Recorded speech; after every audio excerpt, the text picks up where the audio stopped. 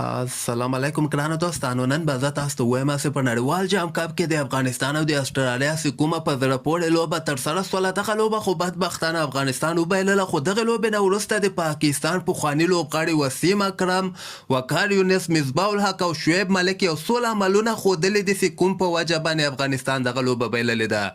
دغلته د پاکستان پخوانی لوبغاړی وسیم اکرم چې کوم ده، دغه خبره هم کړې ده چې افغانستان رشید خان نه پوره ګټه نه پورته کوي. نو ویډیو تر اخره پورې وګورئ، په هر څه به تاسو پوه سئ.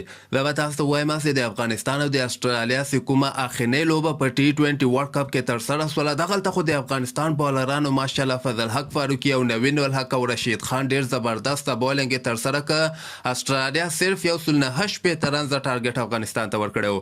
بل طرف ته که موږ وګورو، د افغانستان بیټسمینان هم ډیر ښه سټارټ واخیسته. رحمان الله ګربز 13 رنزه وکړه، ابراهیم شپږ ویس وکړه، ګلبدین نایب درویس بالو باندې 9 مهم رنزونه کړي دي. خو بل طرف ته چې کوم عمل د پاکستان پخواني لوبغاړي وسیم اکرم او وقار یونس ښودلی ده، وایي افغانستان چې کوم د ورخطا سول، چې کله ګلبدین اوټ سه ډایرکټ دوی نجیب زدران او باسه بیخي اوټ اف فارم د ورخطا او پریشر کې و خپل ځان وایي خپل کېچ ورکړه، ځان وایي اوټ ک. محمد نبی خپل ځان اوټ کا او دین علاوه ابراهیم زدران وایي غلط شاټ وه، دغه وخت د داسې شاټ وهل نه وسي وکټ وغورځيږي، بیا دغه بیټسمنانو ته پکار ده چې یو ول لکوند گزاره وکي، بل اور کې بیا دغه بولر ټارګټ کی.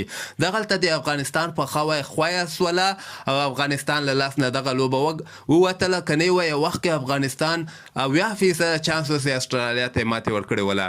او بل دغه کوم د دی بیا دغه سی وایي چې افغانستان رشید خان نه بیخي ګټه پورته نه کړله. تا سره وایي ورلډ کلاس آلراونډر د رشید خان وایي څنګه بیټینګ چې نن لوبه کې ترسره کړه، دغلته افغانستان ونه بیخي ګټه نه ده پورته کړې. دغه نور بیټسمینان به یې راباسل او دوی به اوټ اف فارم ول. رشید خان به وایي اوم اتم پوزیشن باندې راوسته چې هلته به بیخي دته بالونه نه پاتې کېدل. دغوی وایي د رشید خان استعداد نه ګټه نه ده پورته کړې په بیټینګ کې. یعنی د خبرې مقصد یې دغه ده چې رشید خان باید دریم یا څلورم یا پنځم لمبر باندې باید دوی راباسلی او چې پوره ګټه یې ونه پورته کړې وله. نو دغه یو څو عملونه یې وښودل. کنی افغانستان خو ماشاءالله ښه لوبه وکړله، 4 رنزو باندې افغانستان دغه لوبه بایللې ده. افغانستان رشید خان په 23 بالو باندې 48 مهم رنزونه کړي دي او د نړۍ دغه پخواني لوبغاړي چې کوم دي د رشید خان ډېر زیات تعریفونه هم کړي دي.